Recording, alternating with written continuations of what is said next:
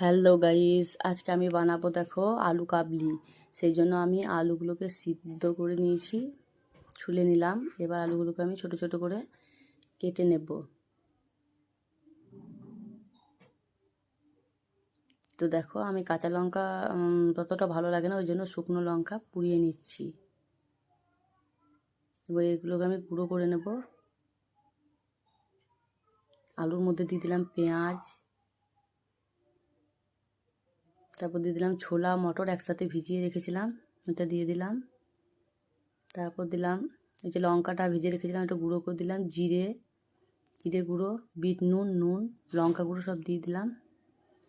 তারপর দিলাম লেবুর রস,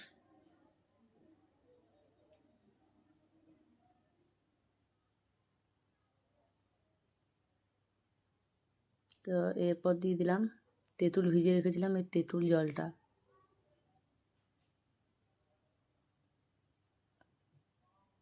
ভালোভাবে মেখে নিয়েছি দেখো।